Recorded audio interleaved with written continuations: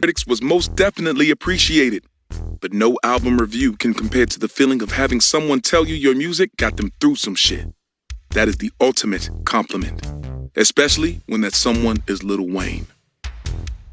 Wayne called me from Rikers Island right after the album came out. He was halfway through a one-year bid he'd received after getting caught with a pistol in New York City. He'd heard I'm Not a Star, the album's intro on Hot 97, and he told me the song spoke to him. He wanted to make a song just like that when he got out.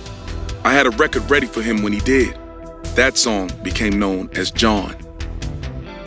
The other thing I took away from that phone call was that Wayne wasn't being supported by his people the way he deserved to be in his time of need. Considering how many records Wayne had sold for Cash Money Records over the last decade, I thought that was shameful. After the release of Teflon Don, I turned my attention to building out my label, and that conversation was one of the things that got me thinking about the kind of executive I wanted to be. The first artist I wanted to sign to Maybach Music Group was Wiz Khalifa. Spiff had put me on to Wiz, and I'd gotten him and Currency to hop on the remix to Super High. I got the opportunity to meet Wiz properly after I flew him and Currency to Atlanta to shoot a video for the song. Not only was Wiz making dope music, but he was savvier than his stoner persona let on. Wiz was ahead of the curve when it came to using the internet and social media to build a fan base, and he had a grassroots movement behind him. His Cushion OJ mixtape had been a worldwide trending topic on Twitter for days following its release. For a mixtape with no major label dollars behind it, that was quite an accomplishment. Meanwhile, I just found out what Twitter was a few months earlier when I was in Hawaii. I knew that Wiz was a superstar in the making, so I was disappointed when I didn't have the resources at my disposal to do a deal with him. I didn't have deep enough pockets to compete with the likes of Atlantic Records, where he ended up signing.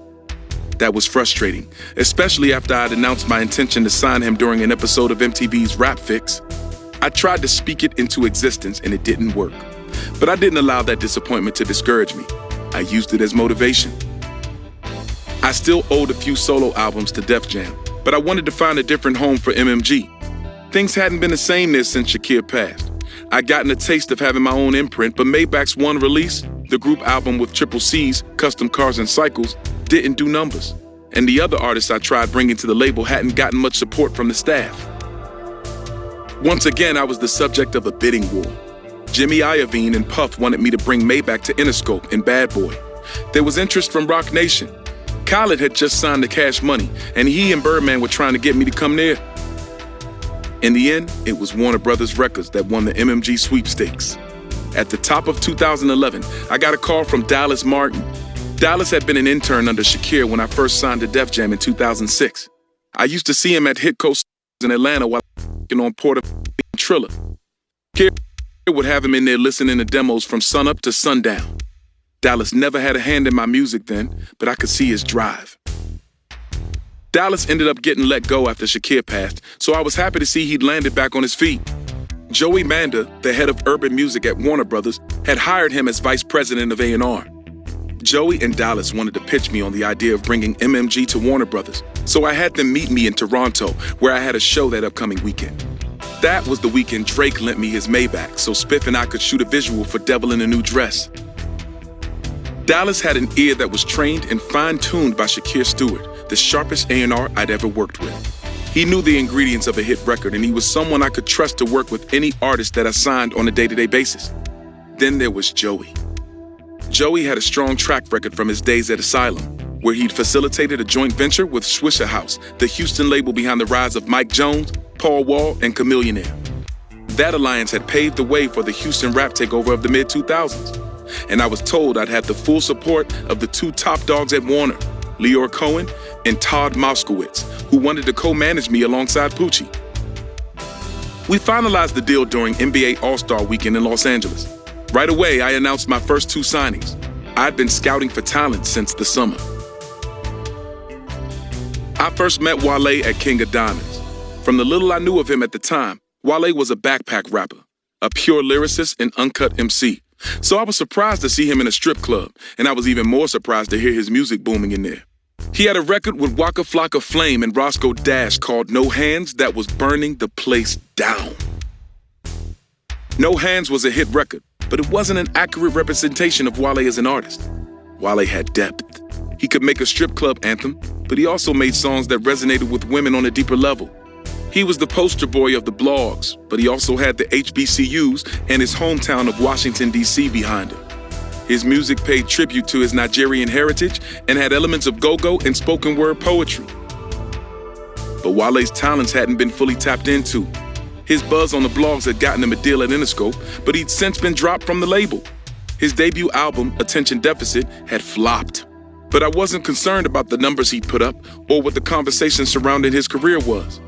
Wale got my attention by how talented he was. I told him I was in the process of figuring out MMG's label situation, and if he could hang tight, I wanted to bring him on board. A few months later, I was in Philadelphia for a press run ahead of the release of Teflon Dawn. When I got there, I surveyed my new Twitter followers. Since my trip to Hawaii, I'd figured it out to see which artists from the city my fans wanted to see me work with. The overwhelming response was Meek Mill. I had a radio interview at Power 99 the next day, and DJ Cosmic Kev invited Meek to the station so we could meet. Meek showed up to the station wearing a black Burberry polo and a backpack. He was a tall, skinny kid with nappy cornrows, and I gathered that designer polo was the nicest shirt he owned. He was getting every last possible fit out of it. You know how polo collars curl up when they start to wear out? Meek was 23, but had been battle rapping on Philly Corner since he was 14. His Flamers mixtapes had gotten the attention of T.I., who signed him to Grand Hustle in 2008. But due to their legal troubles, Meek had to serve 6 months on gun and drug charges, and T.I. caught his own federal case. The deal never went anywhere, so Meek was a free agent. Meek had a song called Rosé Red that was buzzing, and he asked me if I would hop on the remix. I was charging close to 6 figures for a verse at the time, but I told him I'd do it off the strength. I had a feeling about Meek. He had the grit and ferociousness of the great rappers who came from the city of brotherly love before him. Niggas like Beanie Siegel and Freeway. But his music was more than punchlines and double entendres. Meek had heart. He reminded me of Tupac. The kid was going places. Before we parted ways, Meek asked if there was someone in my camp he could stay in contact with. I gave him my personal number, and we were in touch from that point on. Months later, as I was getting close to finalizing my deal with Warner Brothers, I had my sister fly Meek down to Miami so that we could talk about his future. The next morning, right after I got word that Meek had landed and was on his way to the house, Renee called. She sounded flustered. "Will, I'm sorry, I messed up," she said. "I booked Meek's flight under your name and I accidentally did it backward. I must be losing my mind." "He's on his way over to the house, though." That's when we realized Meek's government name was Robert Williams. I took that as a sign. This was a partnership that was meant to be. When Meek got to my house, I showed him $10 million in cash in a duffel bag, and I told him this is what we would start working toward if he signed with MMG. He took that as a sign as well. We inked the paperwork that day. Then there was Pill, a rapper out of Atlanta. Warner Brothers had signed Pill a year before after he got himself a buzz off a song called Trap Going Ham. He'd gotten co-signed by Andre 3000 and earned a spot on XXL Magazine's freshman list, but there seemed to be little progress on rolling out a debut album. The label didn't really know what to do with him, so I agreed to bring him into the fold and see what progress he could make under the MMG umbrella. I thought it would take a minute to get MMG off the ground and up and running, but everybody came out the gate swinging. Meek immediately established himself as one of the most talked about prospects in the game with the 1-2 punch of singles Tupac Back and I'm a Boss. Wale was proving himself worthy of a second chance at stardom.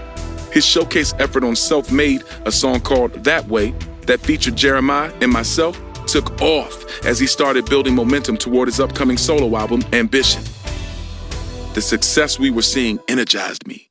I signed 2 new artists that spring, an MC from Ohio named Stolly and a singer named Tidra Moses. I wasn't done. I signed a young brother from Chicago named Rocky Fresh. I wanted a West Coast artist, so I tried to sign Nipsey Hussle and Dom Kennedy. I wanted to plant the MMG flag in New York, so I tried to sign French Montana. Those ones didn't end up working out for different reasons, but I built relationships with all of them and tried to help them however I could regardless. Puff had put a deal on the table for French I couldn't match, but French wanted me to executive produce his debut album anyway. MMG was something artists wanted to be involved with, even if we never made it official on paper. I loved that.